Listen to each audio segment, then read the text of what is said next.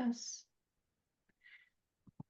Welcome to our Trachtenberg PhD panel on careers in academia. Really appreciate all of our alumni who have joined us here today to share their insights about their careers. We will be recording this so other PhD students as well as alumni are able to benefit from all of your wisdom. Because we have a small turnout today, what we're going to do, and for those of you who are attending, if you're in a position to turn on your camera, it is always wonderful to see faces, is that we are going to do a modified version of this today, and that I will have each of the panelists provide a little bit of information about their career path and their current work. And then we will open it up to questions. We will probably, because of a small group today, not need the full hour, but I really want to respect and honor the time and the insights for our alumni and for the people who are joining us today. So Eric, you logged on first from the closest right here in Baltimore. I will have you start by providing a little information about your background. Yeah, great. Well, thank you for having me. Very glad to be here and glad to see Stephen and Lori, some of the people that I connected with at the Trachtenberg School, and nice to meet the rest of you. So my name is Eric Stokin. I am currently an associate professor of political science, an affiliate in our School of Public Policy at the University of Maryland, Baltimore County, as you can see here. So I graduated from the Trachtenberg School in 2016. And I started out at Towson for a couple years and then made the transition to UMBC. And I also currently direct our Center for Social Science Scholarship, which focuses on trying to elevate the impact that social scientists at UMBC are having. And that includes hosting talks and providing seed funding and really just kind of providing the supports to faculty. So I've sort of made that transition in this post-tenure phase to taking on an administrative role. But my core research and focus is really sort of broadly defined as sustainability, trying to understand, how local governments balance economic development, environmental impacts, as well as kind of social equity and community development. And I now kind of consider myself a computational social scientist, so I use a lot of different sort of tools and methods to address various research questions on that end. So very happy to elaborate on anything else, but very nice to meet all of you. Fantastic. Thank you so much, Eric. And from there, we're going to go down to Chris in Georgia. Hi. Yeah, thanks for including me as well. So I moved to DC in 1999 and did what everybody who moves to DC and started bartending. But I sort of got bored and saw this program at GW in the Elliott School, and I enrolled in a summer course because I thought I was behind everyone. And ended up meeting a guy by the name of Nick Benordis, who's on faculty at the Elliott School and in public policy, and got really into science and technology policy. And so I did a master's, and then I sort of got my job through GW at the National Academies, and spent the better part of 15 years working in what I'll call kind of applied consulting jobs in 10 years in DC, 5 years in New York. But along the way, about a year out of the master's, I tell people I got conned into going back into the PhD because it's not enough to do a master's and work full time as well. So I really, full disclosure, I didn't actually go to get the PhD to become a lowly professor, but it was a really nice fit, and it really sort of brought some legitimacy to a lot of the consulting work I was doing, working with governments. And so I sort of approached it as a skill building exercise. I graduated in 2010, so it took me the better part of 8 years to complete the PhD and dissertation. But I worked the whole way around. And then in 2014, I was in New York City and got the opportunity to change careers, as I tell people, and went to Arizona State for 9 years. And as Eric, you mentioned, sort of post tenure, anyone who can get into this sort of tenure track, which is tough, but anyone who can get in, then it's just really demonstrating that you have the capability to do that. So I think I was very nervous, anxious to do that. I think I did okay. And I'm happy. I'm from North Carolina, so I'm happy to have landed a job at Georgia Tech last year. So I'm an associate at Georgia Tech in our School of Public Policy, and I focus primarily on early stage entrepreneurship out of the public sector. So it's cool, and in particular universities, I focus on graduate students, postdocs, especially. And it's really framed going back to sort of my Elliott School days in the sort of GW science technology policy, which I think is small but mighty, but really focuses on kind of this impact that we have in higher education, especially related to science. So I think it actually like it all kind of made sense, or it makes sense now. Really did not make sense, I think, as I was going through it, but it's been a good experience, and I have GW to thank. Fantastic. So from Georgia, we're going to shift over to New Orleans. I take it that's me, right? Am I the only one? All right. Hi, everybody. Great to be with you. I always love staying connected with the Trachtenberg School. I just have had such an amazing experience. It was just so formative for my career. So I went into the PhD program at GW, having a background in program evaluation. I had an MPA from the University of Washington. I had been doing evaluation consulting, and I just wanted to go deeper. I wanted to take time to reflect and study and feel more confident about what I was doing and what I was advising foundations and nonprofits and government agencies about. And I got exactly what I was looking for, although I wasn't necessarily on the path towards an academic career. I thought I would get the PhD. I consulted on the side while doing it. I was very blessed to receive a generous fellowship that supported me through my PhD studies. And so while I was starting my dissertation journey, I moved to New Orleans because my partner is born and raised in New Orleans, and we inherited a family home that needed a lot of love and care since Katrina. And so I did my dissertation research in New Orleans and had full intention to stay rooted here where I am now, and to continue evaluation consulting. And I started to realize, well, evaluation isn't much of an industry in New Orleans, shockingly, not like DC, for sure, not like Seattle, where I had been before. And there wasn't a whole lot of opportunity. People didn't really know what evaluation was all about. And I got a little bit pigeonholed, but it worked out for the best. So I taught at a community college here. I taught economics for a couple years, so got some good teaching experience.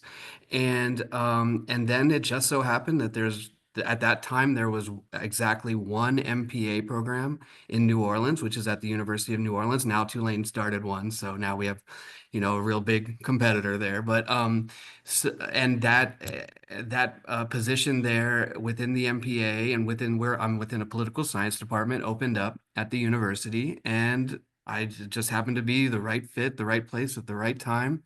And so I started on the tenure track almost 7 years ago, and I just was awarded tenure last fall. So now I'm a tenured associate professor. And to thank me and reward me for my tenure, I immediately took over directing the MPA program. My colleague, my chair and director, he just retired. He picked a good time, but and so now I direct the MPA program. I also got started and founded a PhD in justice studies while I was trying to earn tenure. So I study program evaluation. That's really my passion. And I've picked up a little bit more of a niche with program evaluation in the nonprofit sector. And so trying to do both. I teach a lot of nonprofit management courses. I have a nonprofit leadership concentration within our MPA that I take particular lead of, but I also do program evaluations on the side, and I try to diversify my portfolio. So I keep evaluation contracts either personally with approval from my university or through my university when the project budget is large enough to afford the indirect costs that come with that.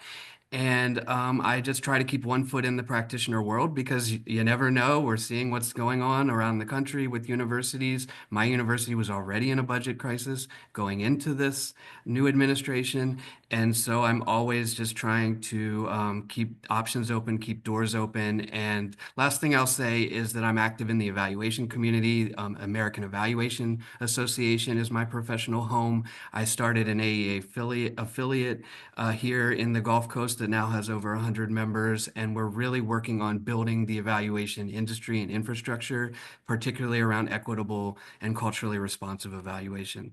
So there's some exciting developments, but it's Friday, so I'm in a good mood. Ask me on another day, and I might tell you I might be a little more gloomy about the whole academic pathway, but it certainly has worked out for me.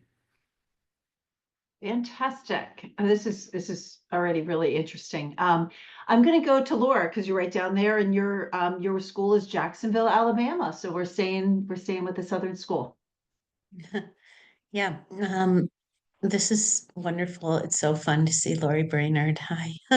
Um, I yeah, I'm an associate professor at Jacksonville State University, and I'm in the Department of Emergency Management and Public Administration. Disaster management was kind of my focus. I came to GW because I did both of my master's degrees in Germany and worked at NATO after that, and realized that it was a very strange world to be an American that had studied and gotten their degrees at European universities. It was great with Europeans, it was very strange with Americans. So I kind of knew if I wanted to continue and collaborate with American colleagues more than Europe, or as much as European colleagues, I needed to get a degree in the US. So that's how I ended up at GW. And the path from there was not what I planned. But hey, we all have great ideas of what we're going to do and who we're going to be when we grow up. Um, I, after leaving my PhD program, began working at FEMA, also immediately at the UN, and certainly my connections from GW were very helpful in that. And the way I got to my academic career was always being an adjunct and keeping I call myself a pracademic. I definitely have my feet in both worlds at all times. And I think that really helped in getting an academic position eventually in emergency management, because I remember myself, um, it's not as when somebody only learns something from reading about those things, they have a different perspective on the governance aspect, I think, of of um, of that specific sector that they're working in. So I had to get very frustrated and angry, and then decide academia was the right place for me. So yeah, it was a circuitous path. I agree with Stephen. Stephen, all my dissertation work was in New Orleans on Katrina, quite a long time ago now, but I work primarily in Louisiana. All my research work is done there. I find myself there constantly. I can't tied to the place somehow, which is wonderful. And I am going back to working with the UN right now. I do a lot of work with them as well. I try to keep those doors to the international sector open. And I would say I have similar concerns about. Last week I was at the ASPA conference in DC, and I have similar concerns about what the, what world we're walking into as all of our federal, state, local, tribal, territorial um, governments are being disassembled at this moment, and what that's going to mean for us in universities. I know Rebecca's from Georgetown, and they've had a terrific approach I couldn't get my university to think about how to recruit students at this time. But that, this is, I think, when people are going on this path in their career, you have to think about what the current landscape looks like, understand that it's not going to remain that way. And as Stephen said, keep many doors open to yourself. I think that's where I'll stop. Wow, very, very interesting. I love that term. I have never heard that before, the pracademic, but I will be absolutely using that. It's something I really love about Trachtenberg is that it is such a school full of practitioners. Gosh, very, very interesting. And she already teed it up there to you, Rebecca, here at Georgetown. Would love to have you finish up this introduction, and then we'll open it up to questions. Sure, thanks. So Rebecca Patterson, I'm a professor of the practice of international affairs at Georgetown, and I'm also the deputy director of the security studies program. So it's Georgetown's master's degree in the School of Foreign Service that focuses on security studies and security policy. So I was in the Trachtenberg School before it was called the Trachtenberg School, I think. So I started my academic journey there in 2003 after serving 7 years in the Army. So I was sort of on a hiatus for the time I was at George Washington to do my PhD en route to teach at the military academy. So I ended up spending 22 years in the military, and 2 of those were in academic institutions. So 3 years teaching undergrads economics and a variety of things at West Point, and then I taught for 3 years at the National Defense University, methods, strategic thought, leadership, a bunch of different things there. And then when I retired, I landed at Georgetown, which was really, really lovely. And I super enjoy where I am. I also adjuncted, as Laura mentioned. I think that was a key to why I was able to sort of land at an academic institution after my military service. So I adjuncted at GW actually in Elliott School for 3 years before adjuncting at Georgetown and then landing here full time. So I've used that term pracademic many times actually. So I'm thrilled that you brought it up, Laura. My background is obviously national security, and that was the sort of slice of policy that I worked on when I was at George Washington University. And although my role is probably 2/3 administration and 1/3 teaching, I'm still publishing. So I had a book come out in the fall on irregular warfare and strategic competition. So like Stephen and others, I always try to keep a foot in the nonprofit world too. And as I've been here, I've done some consulting work for a bunch of different places, working at, DoD and the Department of State as clients. Although I think this moment there is far less of those opportunities to do that. But as Denise and Laura and others have said, it's a really challenging environment, I think, to think about what might an academic role look like for people. But I will say I am really proud of how Georgetown has responded to the environment we're living in. But only time will tell sort of what happens to all of us in higher education at this moment. So thanks. This is great. Yeah, we've been following what every school has been doing. We have our admitted student day tomorrow. So it's on the forefront of all of our minds. This is wonderful. I even before we open it up for questions, I just have to say, like, I love, like, as you were each talking, I was going through some of your LinkedIn profiles, and I love seeing the diversity of our alumni and the work that they're doing. And it's just always so fascinating and mind-boggling, the depth and breadth of the work of, and particularly when I see what our PhDs do. So thank you all for what you do. With that, I'm going to pause and open this up to questions. If you're in a position where you can raise your hand, please feel free to raise your hand to ask alumni any questions, or if you want to type it in. And any questions, if you have one that's directed to one of them, or I know that we have somebody here who's an incoming student, if you have a more general question, you want to get perspectives from all of them, feel free. And I see you shaking your head. I'm guessing you have a question. I'm not sure how to pronounce your first name. Is it Sangil? Yes, Sangil. Yeah. And Gil, do you have a question? I see you nodding your head, and I know that you're an admitted student to our program. Yes, I am just I am about to start my program in this coming fall.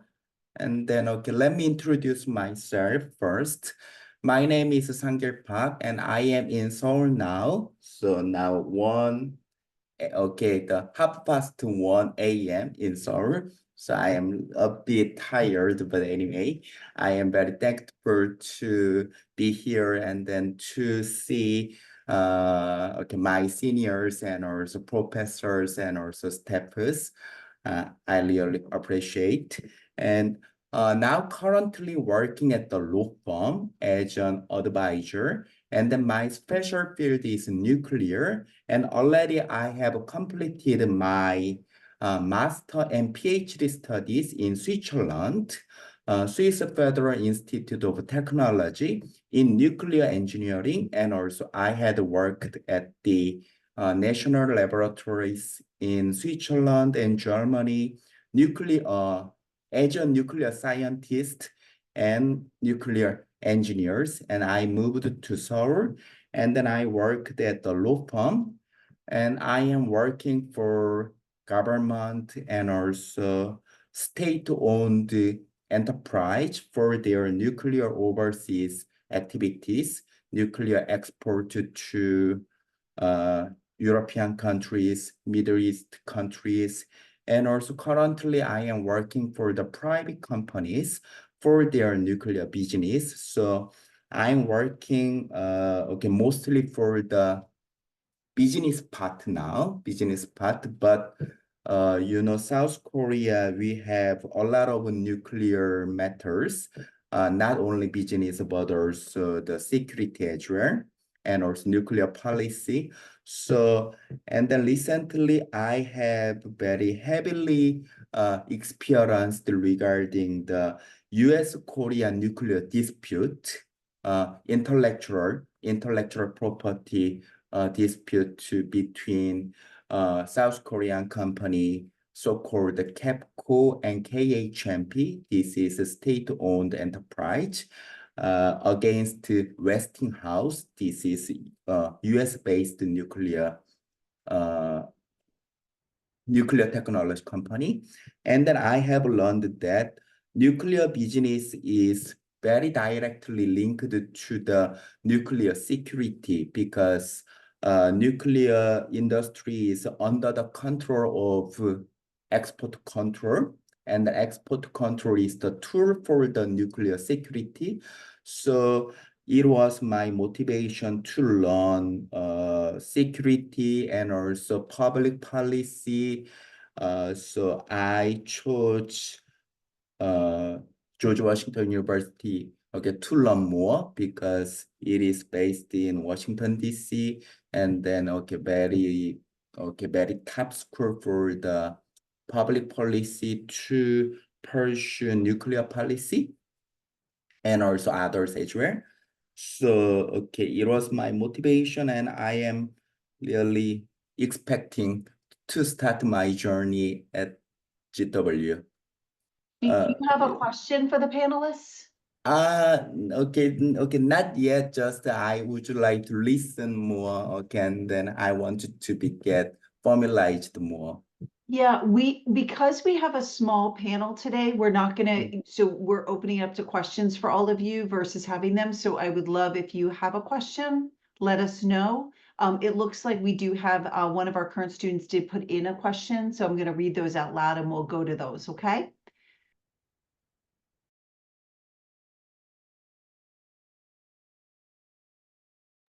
Great.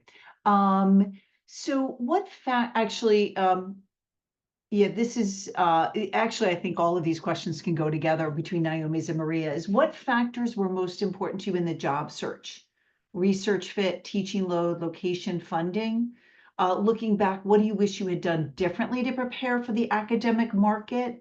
Maria's question feeds right into it. How do you see that market and how do you stand out? So those are three, I think, all really related questions. I think they're very loaded and lots of information. So whoever wants to start with answering that first, I think there's some good part of what we're trying to get here today.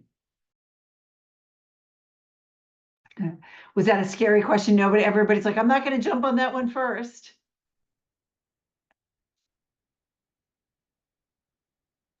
I'm happy to kick things off if you like. So my approach to the job market is not something that I think is advisable, and I honestly apologize to like all my letter writers.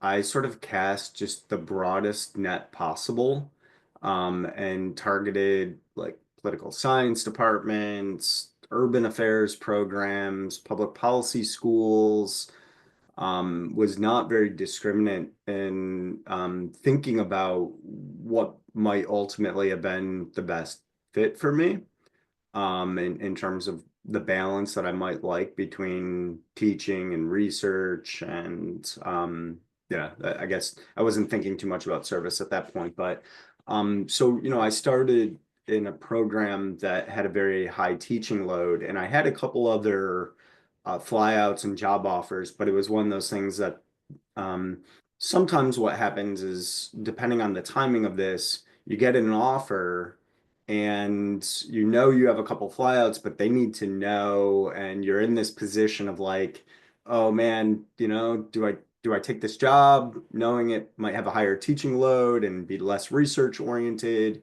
or do I hold off and try to see if one of these other institutions might be a good fit? And not that I regret going to a more teaching oriented institution, but it did mean that there was a considerable amount, I guess, of less time to be able to focus on my research. And I think in retrospect, I think I had an opportunity to stay at GW one more year. I probably could have kind of cast a little bit of a tighter net, and in terms of thinking about what institutions I might really want to be at. And so, I guess, it's a time-consuming process to obviously do that. And I say this, I mean, I honestly applied to like 40 places or more in my first year. And then when I went on the market again, I would only target those institutions where I really wanted to go to. So, I think kind of being thoughtful about what you really want, and sort of making sure that it aligns with what you want to be doing is really important, rather than just trying to get into, a tenure track position. So yeah, I'll sort of stop there. I'm sure others have thoughts as well. Who wants to go in next? I'll jump in. I tend to have a fairly contrarian view about. I mean, a lot of my colleagues don't like me because I try to discourage students from going into PhDs. I think if you're going to get the PhD, it really, really has to enable like the broader perspective of you as a person, and not the tenure track job. I've been on hiring committees for the past 5 years, and I was on one this year. And even though the job description was relatively narrowly written, we had 140 applications. And I would say Georgia Tech is a lot like GW, very applied. My best friends all have backgrounds like you all have, right? And if you're hearing a theme in this panel, if I may, you're hearing people did other things, right? And they really were able to translate that value of what they knew and their experience into an academic job, not the reverse. So I think, I pride myself in to be a academic. But I think, it's almost idiosyncratic how jobs are available. I do think we're going to see a blip because of generational concerns. There are a lot of people that didn't retire because of COVID. So I think on the margins, there will be more jobs, but I think part of it is also trying to discern what's going to be popular, right, in universities right now. In our department, I'm an S&T guy. Georgia Tech is one of the oldest programs in the country. It's also our program that's kind of dying out a little bit, and not dying out, but it's just really diminished, as opposed to energy and especially health. So I think I just wouldn't, sort of bet the farm, so to speak, on getting an academic job. But what you can do is sort of think about, and Denise and others, I mean, I know you all do separate panels for academic and practitioner careers. You might want to think about in the future, just sort of putting them together and sort of thinking about different themes about where you can use policy expertise. Thanks. That's a great suggestion. Who wants to tackle this question next? I'm happy to offer a couple of thoughts. So, I mean, for me personally, location mattered a lot. We were bound to DC, and so finding a job here was really, really top of mind for me. But I'd say the second most important thing were really the colleagues.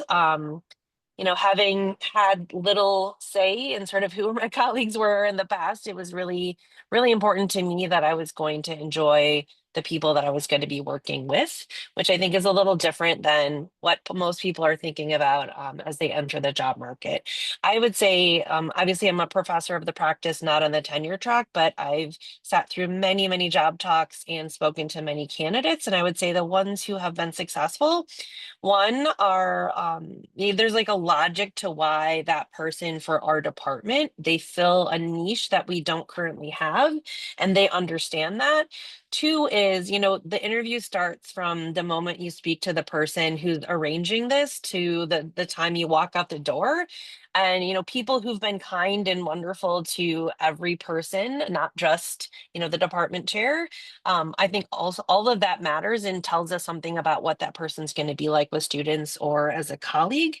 Um, and then I think people who've done their homework, right? Like, so it's not helpful if someone's like, oh, I could teach anything or I could research anything. Like, that's not why we're hiring you. Like, be really specific about what you're bringing and why that's important and unique, and how it fits to the broader sort of narrative of the particular place you're hoping to land.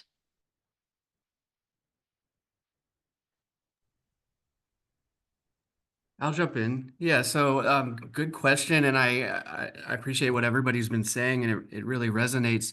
I guess to give a couple practical pieces of advice, although I don't know that I'd have much of a traditional path into academia as I started to describe, but one is you have to publish something while you're working on your PhD, and I wish I had done a lot more of that and taken that a lot more seriously. I had professors, Professor Brainerd, others say, urging me, sharing opportunities to get to publish or co-author something with them. And I did have a publication, thankfully, and I wouldn't have gotten this job and I wouldn't be on this path that I'm on if I hadn't had at least that one publication, which was with Kathy Newcomer, who's my mentor and advisor.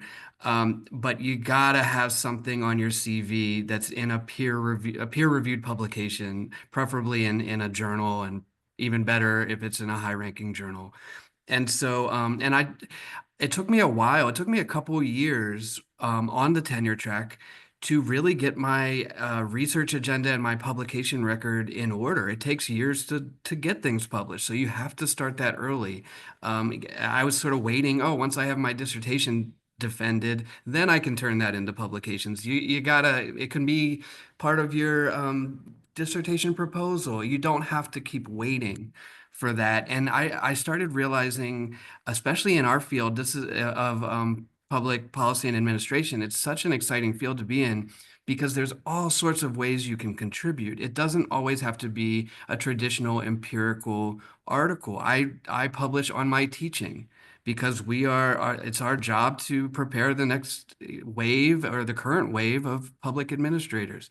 I publish reflection pieces on my administrative work. So there's all sorts of opportunities. So don't feel so limited that it has to be this study that I publish. There's other ways. I do a lot of blog posts now, although that's slightly different, but to get your voice out there, to get your perspective out there, and then grow your CV, and then you have this record that you can stand on. The other thing I would say is that like Rebecca was saying, the collegiality and being around people you want to work with. Sometimes people think of professors as total loners, and that's not how it is, and I don't think that's how it should be. Some people can make that work for them, but essentially everything we do is collaborative. We mostly co-author, especially in our field. That's not always the case. I do a lot of editing and co-editing of volumes. I have 2 volumes that have been published in the last year. And obviously working with students, working with staff, working with other faculty. It's a collaborative enterprise. So looking for a place where you get good vibes, where you want to work with these people, because I've heard horror stories and I've had some experiences of other departments, luckily not mine, where, people just aren't getting along. They're undermining each other, just toxic workplaces. So look for those red flags. This is a two-way street. I know it can feel a bit desperate at times of like there just aren't enough of these opportunities. So if I get one, I'm going to jump on it. But be careful, because you're signing in, especially if you want to stick around and get tenure and stay in an institution, you're going to be there for the long haul. Like for my institution, we have a special uh, I can like in place of Social Security, we have a whole pension system through the state. And so if I leave before I get that pension, um, I'm losing out a lot. And so I'm really have to be committed. And so also I would say relatedly, look at the sustainability of the program and whether it's prioritized with the institution.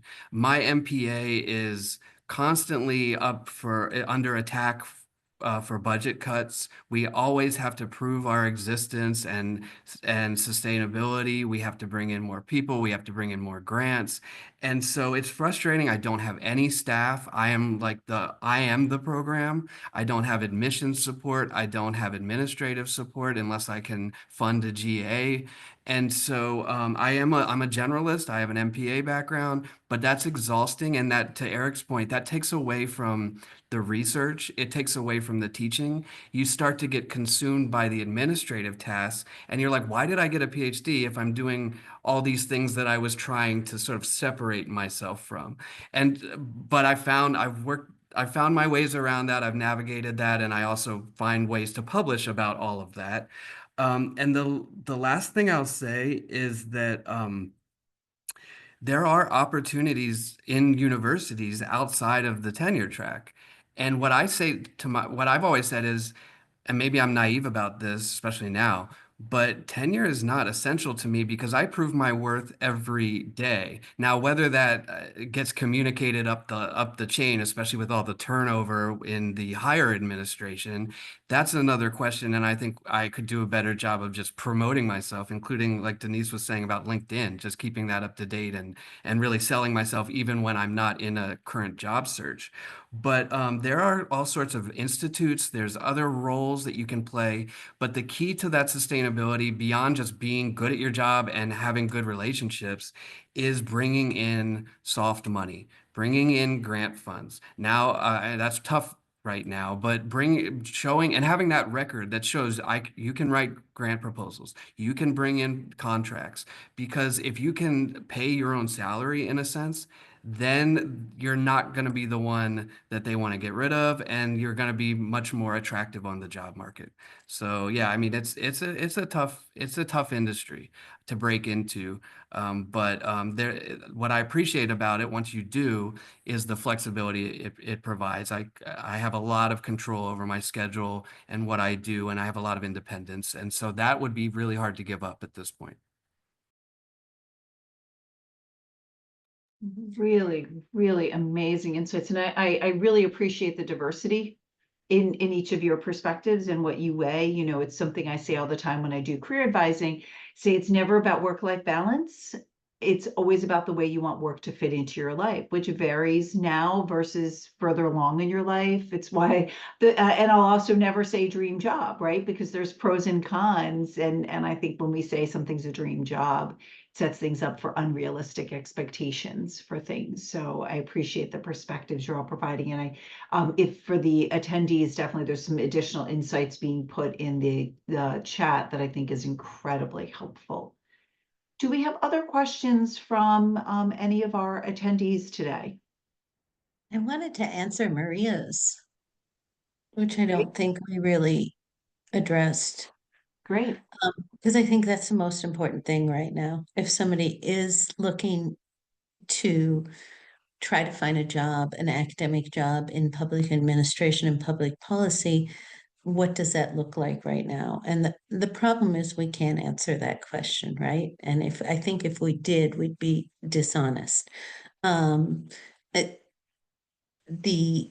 as there's a trickle down effect or a domino effect happening right now, right? As federal, state and local workers, and it is all levels of government here in the US. And Sanjil, bear with me, sorry, it might be very different in South Korea.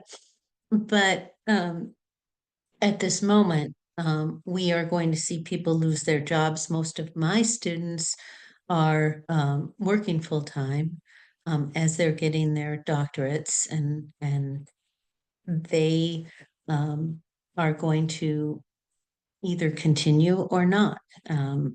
I don't know what our incoming enrollment is going to look at like. I've been tracking this very closely. A lot of people at the state and local levels may lose their job towards August, September as the fiscal year ends and grant funding has been slashed. So I expect us to admit a lot of people at this very moment, and maybe some of them won't actually enroll or will decide to step back from programs they're currently enrolled in. So the world around us is shifting as, those working in public sectors find the sands beneath their feet shifting, and we have to understand that.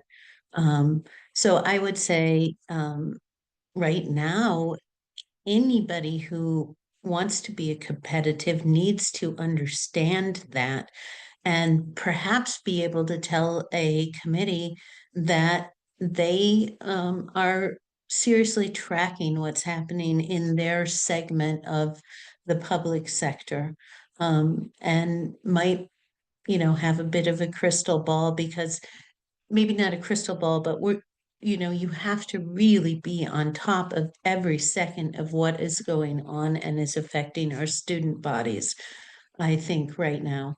And hopefully, if we're smart, we try to recruit people that are, could add some education. But I find that critical right now. Everything else is hard to comment on. Ooh, very realistic, honest information. Thank you. Other And it's not yes. saying that there's no opportunities, it's just that understanding what's happening may be your opportunity. I don't know what Lori thinks. She's had 600 applications for one job, but I mean, does that resonate with you? Is that what, things are shifting?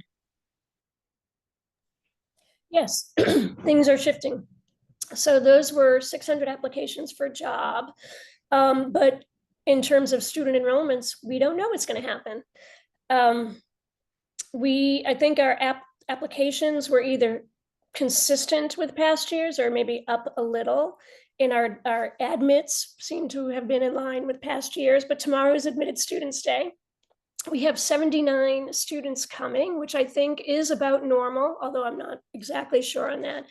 But we will see how many we yield. We don't know. We don't know. We don't know if people are seeing this as an opportunity to go back to school, right, as a way to beef up their skills for when it's time to rebuild. Or we don't know if people are going to be coming for MPAs and MPPs and doing public service in non-governmental ways, or we don't know if they're going to go into some other field entirely. We don't know. Ask me next week, maybe. I think the answer is yes to all of those statements, right? And that's why we do these programs, right? The diversity, about how people use these degrees and how they want to have an impact.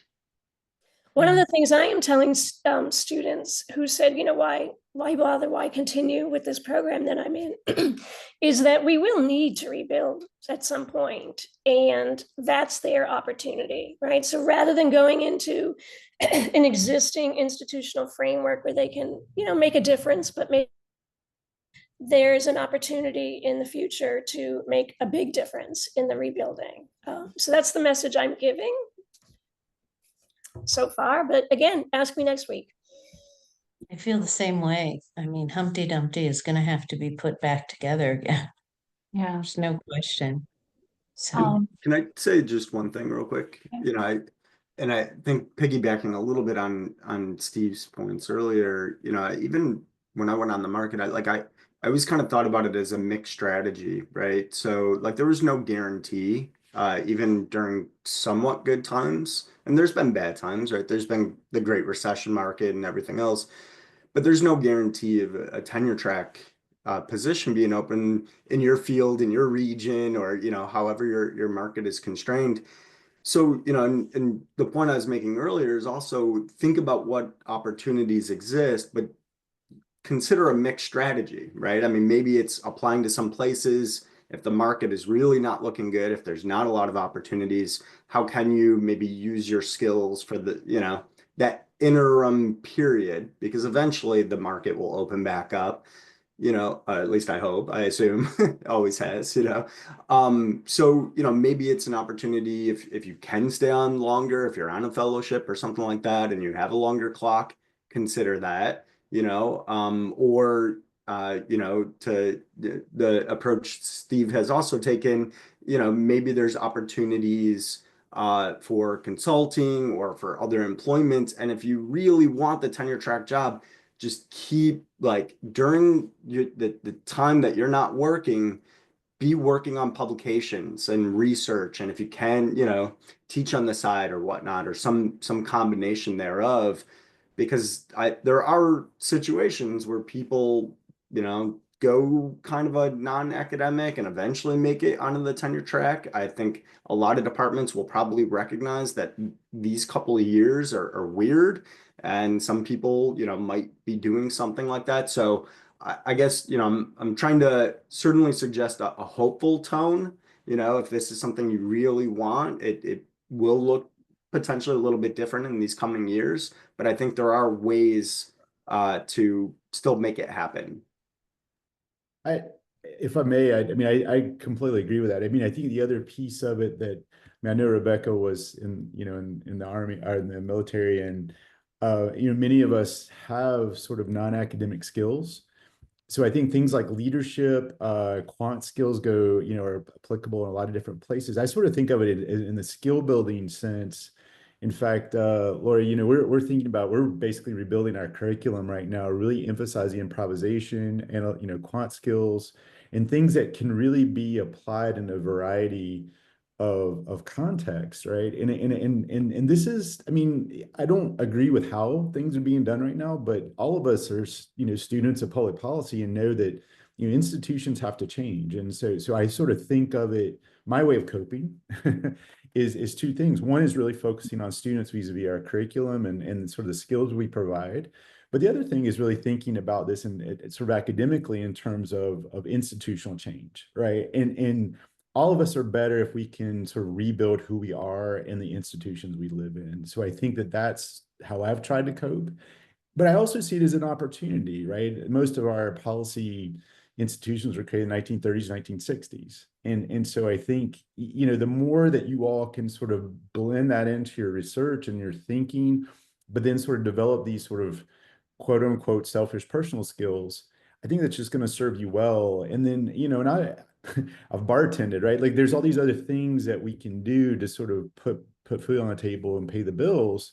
But then really think about that expertise. Like expertise is not going to go away. And especially in nuclear, right? In health, in S&T, these are all things that society is going to need, but how they're needed may evolve.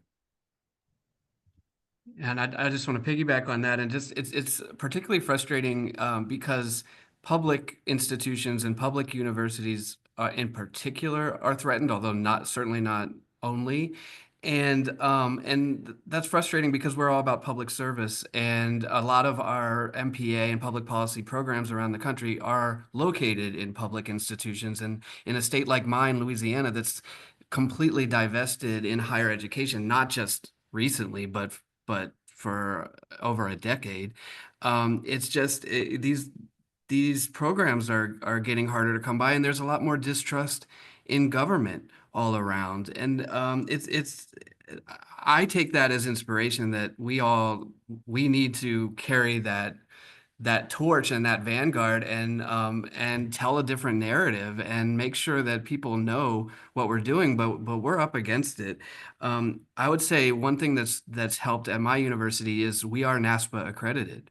And that was a very strategic decision taken to get accreditation before I arrived there. What that allows us, it gives us some bargaining power with the university to say, you want to lose an accredited program, and as an accredited program, we're a small program, but you have to have 5 core faculty in an MPA program according to NASPA. And so that gives me a bargaining chip to say, like, because I just lost my my chair without replacement, but I can say we can't lose any more faculty, because then we're going to lose accreditation, and we have to be able to pay some adjuncts because we're going to lose accreditation. So that can be helpful. And I didn't really get involved in NASPA until I was a faculty member. And now I've been at conferences and I realize, wow, students are welcome to attend NASPA conferences. What an excellent place to network with the very people who you're going to be doing job talks in front of and are going to be running hiring committees. So I'd say get involved in NASPA, look for those kinds of programs that do have that badge of honor and have a little bit more sustainability as a result. I'd say look for postdocs as a transition period. I'd say look internationally. I've done like summer abroad teaching, and lectures abroad, which have been incredible experiences. Maybe the US is in a dark place, but maybe other countries there are opportunities. That's a cool thing about GW and Trachtenberg, is just how international the program is.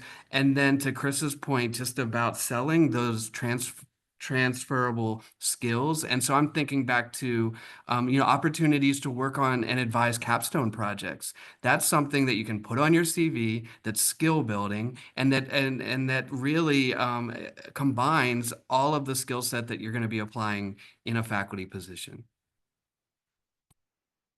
I feel like we painted a little bit of a dark picture. And I do want to say, those of you that are in a PhD program now, our concerns are not your concerns. Okay. You're positioned well because you're still working towards a goal. And by the time you reach that goal, this situation is going to have shifted one way or another. And so, just take what we're saying right now with a grain of salt. It probably, there's going to be some change, but there are going to be jobs. We are going to have to put the government back together again, and you're going to be well positioned to be part of that effort, whether you're teaching how to do it or whether you're working in government.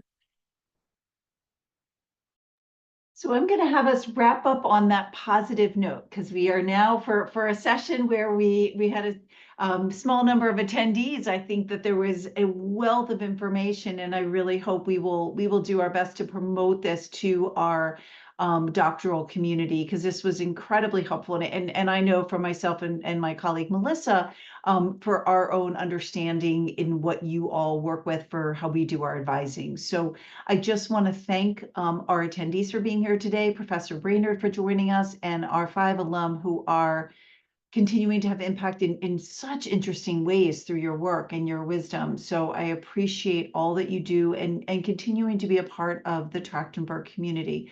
As you all know, you get career services for life. So whenever you need anything, we are always here for you, and we appreciate all the ways that you give back to us. So thank you very much.